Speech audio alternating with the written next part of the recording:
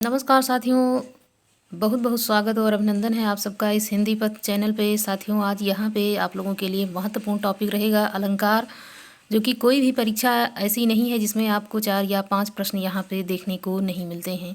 और ये अलंकार जो है ये काफ़ी महत्वपूर्ण रहता है। लगभग कोई भी एग्ज़ाम हो, जो चाहे टीजीटी हो, पीजीटी या कोई भी परीक्षा आपके लिए होती है, तो यहाँ से आपको प्रश्न देखने को ज़रूर मिलते हैं।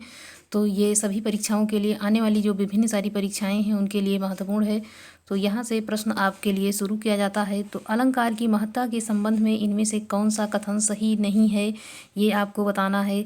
यहाँ पे आपका जो आंसर है वो यहाँ पे हो जाता है क्या, कि अलंकार काव्य सौंदर्य उत्पन्न करते हैं, यहाँ पे सी हो जाएगा। आगे यहाँ पे इसकी व्याख्या को देखते हैं कि अलंकार काव्य सौंदर्य उत्पन्न नहीं करते हैं बल्कि काव्य सौंदर्य में वृद्धि करते हैं। अन्य विकल्प अलंकार यहाँ पे अलंकारों की महत्ता के संबंध में सही हैं। तो यहाँ पे जो आपका जो आंसर है सी है। आगे यहाँ पे प्रश्न है कि निम्नलिखित में से कौन सा अलंकार भेद नहीं है। तो यहाँ पे शब्दालंकार, छंदालंकार, अर्थालंकार और यहाँ पे उभयालंकार। तो जैसा कि शब्दालंकार भी यहाँ पे है, अर्था भी हो जाता है, उभयालंकार भी, लेकिन छंदालंकार यहाँ पे सही नहीं है। तो यहाँ पे आपका जो बी विकल्प है ये आपका सही हो जाएगा। आगे यहाँ पे है कि जो अलंकार के कितने भेद हैं, अलंकार के भेद यहाँ पे पूछा जा रहा है। तो 8 हैं, 12 हैं, 6 हैं, 3 हैं। यहाँ से 3 आपका सही हो जाता है। क्या हो जाएगा, 3 हो जाता है कि अलंकार के जो भेद होते हैं वो 3 हो जाएंगे। तो यहाँ पे आपने पहले इसको देख भी लिया है कि शब्दा, अर्था और उभयालंकार। यहाँ पे प्रश्न है मिलान करने वाला सुमेलित कीजिए। तो यहाँ पे जो सुमेलित करना है ये यहाँ पे हम लोग करते हैं। यहाँ पे जो श्लेष अलंकार है, जहाँ एक ही शब्द के अनेक अर्थ निकलते हैं, यहाँ पे श्लेष अलंकार हो जाता है। उत्प्रेक्षा, जहाँ उपमेय में उपमाओं की, उपमान की संभावना, अगर संभावना व्यक्त की जाती है तो यहाँ उत्प्रेक्षा हो जाता है। अतिशयोक्ति, जहाँ किसी वस्तु को काफ़ी बढ़ा चढ़ा के पेश किया जाता है, वहाँ पे हो जाता है अतिशयोक्त अलंकार। जबकि यहाँ पे उपमेय, उपमेय और उपमान बिंब प्रतिबिंब रूप में चित्रित हो, वहाँ पे दृष्टांत अलंकार हो जाता है। तो इस प्रकार से यहाँ पे मिलान हो गया है। सी आंसर यहाँ पे विकल्प में आपका हो जाएगा बिल्कुल ही सही। सी यहाँ पे सही हो जाता है। आगे यहाँ प्रश्न देखते हैं। साथियों, आप लोग पढ़ते रहिए और उसके बाद जब भी आप इस वीडियो को पढ़ा करिए तो एक लाइक ज़रूर कर दीजिए करिए, ताकि यहाँ पे आप लोगों के माध्यम से ही मेरा मोटिवेशन होता है। आगे यहाँ पे प्रश्न है कि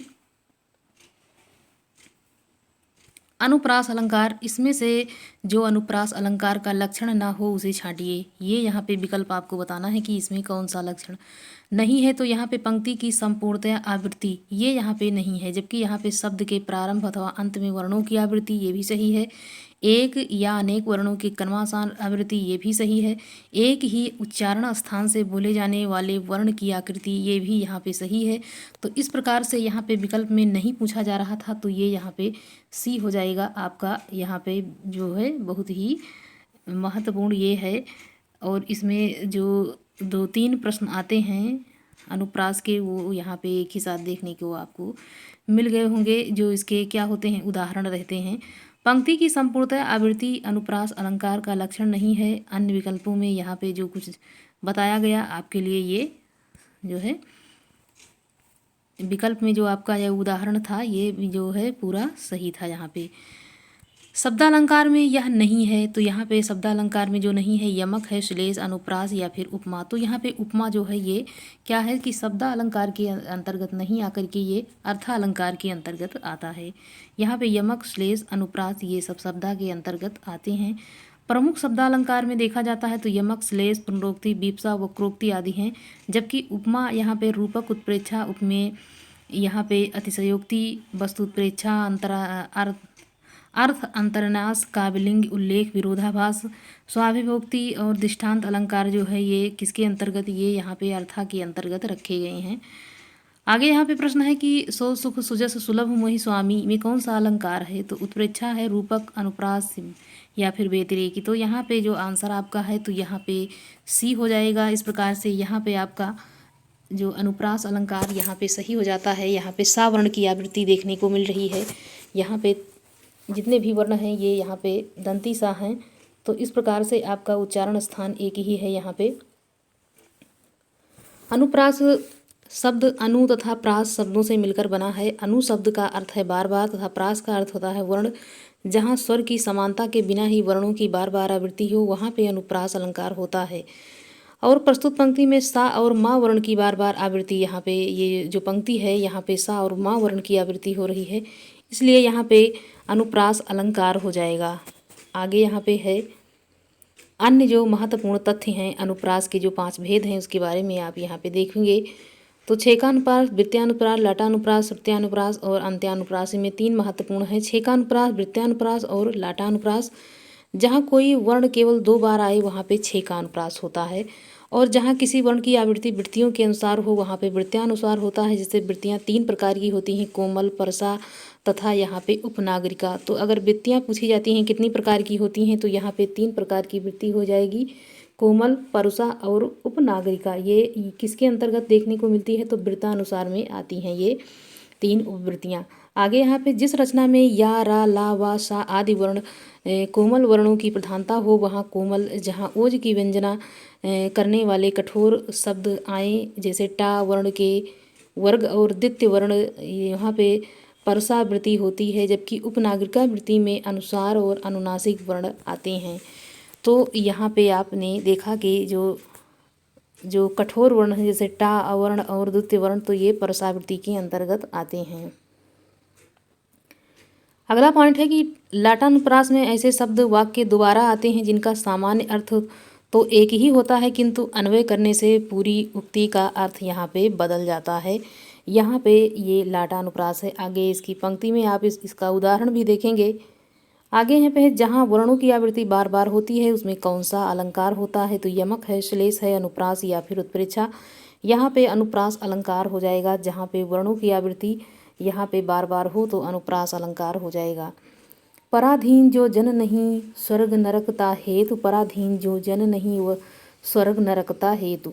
तो यहाँ पे जो अनुप्रास है ये भी यहाँ पे कौन सा हो जाएगा, यहाँ पे अनुप्रास अलंकार हो जाएगा। तो यहाँ पे प्रस्तुत पंक्ति में वाक्य दोबारा आ रहा है जिसका सामान्य अर्थ तो एक ही है, किंतु अन्वय करने से पूरी उक्ति यहाँ पे बदल जा रही है। तो यहाँ पे ये कौन सा अलंकार हो जाएगा, लाटा अनुप्रास के अंतर्गत ये यहाँ पे आता है। यहाँ पे अन्वय किया जाता है तो पूरी उक्ति का अर्थ यहाँ पे बदल जाता है। आगे यहाँ पे है राम हृदय जाके नहीं विपत्ति सुमंगल ताय, राम हृदय जाके जाके नहीं विपत्ति सुमंगल ताय। तो यहाँ पे भी आप देखेंगे कि कौन सा अलंकार है। यहाँ पे अन्वय करने से पंक्ति का यहाँ पे अर्थ बदल जा रहा है, इसलिए यहाँ पे भी यहाँ पे अलंकार लाटानुप्रास यहाँ पे हो जाएगा। आगे यहाँ पे प्रश्न देखते हैं कि प्रस्तुत पंक्ति में पूर्वार्ध का अर्थ है जिनके हृदय में राम नहीं है उन्हें विपत्ति आती है, और उत्तरार्ध पंक्ति का अर्थ होता है कि जिनके हृदय में राम हैं उनमें किसी प्रकार की विपत्ति नहीं आती है। अतः यह लाटानुप्रास का यहाँ पे उदाहरण हो जाएगा। आगे है जननी तू जननी भई विधि सन कछुनस बसाए, में कौन सा अलंकार है तो यहाँ पे भी आपका अलंकार जो हो जाएगा वो यहाँ पे हो जाएगा लाटानुप्रास। लाटानुप्रास एक महत्वपूर्ण अलंकार है अनुप्रास के अंतर्गत, और ये कई बार एग्जाम में आ चुका है। और अन्वय करने पर ही इसकी युक्ति जो होती है वो बदल जाती है। जब एक शब्द या वाक्य खंड की आवृत्ति उसी अर्थ में हो पर तात्पर्य अन्वय से इसका भेद बदले तो वहाँ पे लाटानुप्रास आपका हो जाएगा। आगे यहाँ पे है कि तरन तनुजा तट तमाल तरोवर बहुछाए, झुके कूल सो जल पर छनित मनु सुहाए। तो यहाँ पे जो पंक्ति है इसमें भी पूछा जा रहा है कि कौन सा अलंकार है, तो यहाँ पे वृत्त्यानुप्रास हो जाएगा। क्या हो जाता है, यहाँ पे वृत्त्यानुप्रास हो जाएगा। आगे यहाँ पे है इसका उदाहरण, व्याख्या इसकी कि जहाँ एक अथवा एक से अधिक वर्ण समूह की एक से अधिक बार आवृत्ति हो वहाँ पे वृत्त्यानुप्रास होता है। प्रस्तुत पंक्ति में कई बार यहाँ पे ता आवृत्ति हुई है तो यहाँ पे वृत्त्यानुप्रास हो जाएगा। क्या हुआ है, यहाँ पे ता वर्ण जो है कई बार आपको देखने को मिलेगा। यहाँ पे ता है, यहाँ पे भी ता है, यहाँ पे ता, यहाँ पे यहाँ, ये सारी पंक्ति जो है ता वर्ण से यहाँ पटी पड़ी हुई हैं। तो यहाँ पे जो ये है ता वर्णों का समूह है, इसलिए यहाँ पे वृत्त्यानुप्रास हो जाएगा। आगे यहाँ पे है कि जहाँ एक ही व्यंजन की आवृत्ति एक या अनेक बार हो वहाँ होता है छेकानुप्रास, वृत्त्यानुप्रास, लाटानुप्रास या फिर तीनों। जहाँ एक ही व्यंजन की आवृत्ति एक या अनेक बार हो तो वहाँ पे जो अलंकार हो जाएगा वहाँ पे आप समझ गए होंगे कि यहाँ पे वृत्यानुप्रास हो जाएगा। मतलब एक ही वर्ण, एक ही जो व्यंजन वर्ण होते हैं, समझ लीजिए वो जब कई बार आते हैं तो ऐसा लगता है कि उन्होंने एक जो है वृत्त का जो है आकार ले लिया हो, शब्दों का एक घेरा बना लिया है, तो इसीलिए यहाँ पे वृत्यानुप्रास हो जाएगा। आगे यहाँ पे है यमक अलंकार, जो यहाँ पे आप देखेंगे इसके उदाहरण और इसकी पंक्तियाँ। कहे कभी बेनी बेल बेरी कहे कभी बेनी बेनी ब्याल की चुराए लीन्ही, पंक्ति में कौन सा अलंकार है? तो यहाँ पे जो अलंकार हो जाएगा वो यहाँ पे हो जाता है यमक अलंकार, इसमें सही हो जाएगा। और प्रस्तुत काव्य पंक्ति में यमक अलंकार का प्रयोग किया गया है क्योंकि इसमें बेनी शब्द का प्रयोग 2 बार हुआ है। तो प्रथम बेनी का अर्थ कवि बेनी हो जाएगा, जो कि ऋतकालीन के कवि हैं, जबकि दूसरी बेनी का अर्थ यहाँ पे क्या हो जाता है, चोटी हो जाएगा। तो यहाँ पे जो है मतलब शब्द तो एक ही है और उसके अर्थ यहाँ पे अलग अलग देखने को मिल रहे हैं। तो यहाँ पे अलंकार हो जाएगा कौन सा, यमक अलंकार आपका यहाँ पे सही होता हुआ। आगे यहाँ पे है कि सूर सूर तुलसी शशि उडगन केशव दास अब के कवि खद्दोत सम जहतः करें करत प्रकाश। इस पंक्ति में किस प्रकार का अलंकार यहाँ पे प्रयोग हुआ है?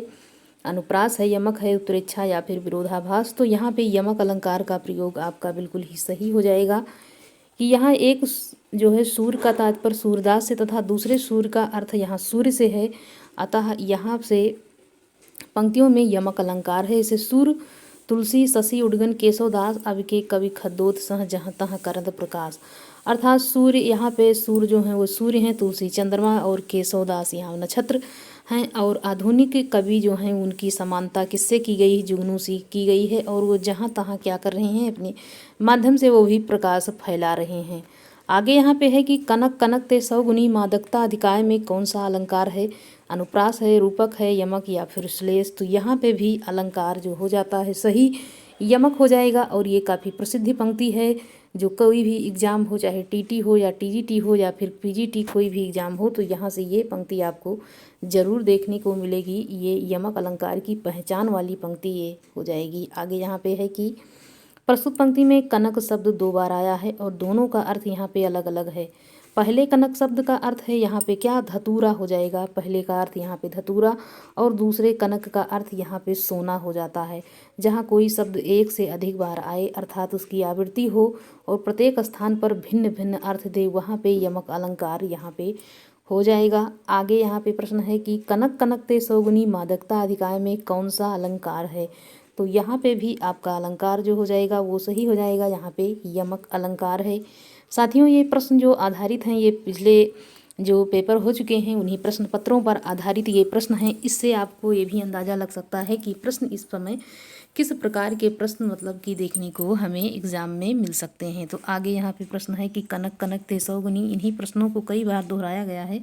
आप देख सकते हैं कि इस प्रश्न को कितनी बार यहाँ पे एग्ज़ाम में ये आ चुका है। तो यहाँ पे ए यहाँ पे हो जाएगा आपका बिल्कुल ही सही। आगे है कि जहाँ शब्दों, शब्दांशों तथा वाक्यांशों की आवृत्ति हो किंतु उनके अर्थ भिन्न हो, वहाँ निम्न अलंकार होता है। तो वहाँ पे अलंकार हो जाएगा कौन सा, वहाँ पे भी यहाँ पे यमक अलंकार आपको देखने को मिलेगा। आगे यहाँ पे भी कुछ और प्रश्न हैं कि तरण के संग तरल तरंग में तरणी डूबी थी हमारी ताल में, इसमें प्रयुक्त अलंकार कौन सा है? तो यहाँ पे भी ये काफ़ी पंक्ति घुमाई फिराई गई है फिर भी, लेकिन यहाँ पे भी यमक अलंकार हो जाएगा आपका बिल्कुल ही सही। यहाँ पे है कि पद्यांश तरणी का प्रयोग 2 बार हुआ है, दोनों अर्थ यहाँ पे अलग अलग हैं। इनमें पहली तरणी का अर्थ हो जाएगा सूर्य, जबकि दूसरी तरणी का अर्थ यहाँ पे हो जाएगा क्या हो जाएगा, यहाँ पे नाव हो जाएगा। तो पहली तरणी यहाँ पे सूर्य है, जबकि दूसरी तरणी यहाँ पे नाव है, अर्थात यहाँ पे यमक अलंकार हो जाता है। आगे यहाँ पे है खगकुल कुलकुल सा बोल रहा, रेखांकित शब्दांशों में अलंकार है। तो यहाँ पे भी अलंकार हो जाएगा आपका क्या, यहाँ पे अलंकार ए हो जाता है, यहाँ पे यमक अलंकार हो जाएगा। खगकुल कुल सा बोल रहा, यहाँ पे रेखांकित अलंकार जो है वो यहाँ पे यमक हो जाता है। तो कुल का शब्द का अर्थ यहाँ पे हो जाएगा कुल शब्द समूह की द्वितीय तृतीय, कुल कुल शब्द में कुल कुल कलरव के सूचक हैं।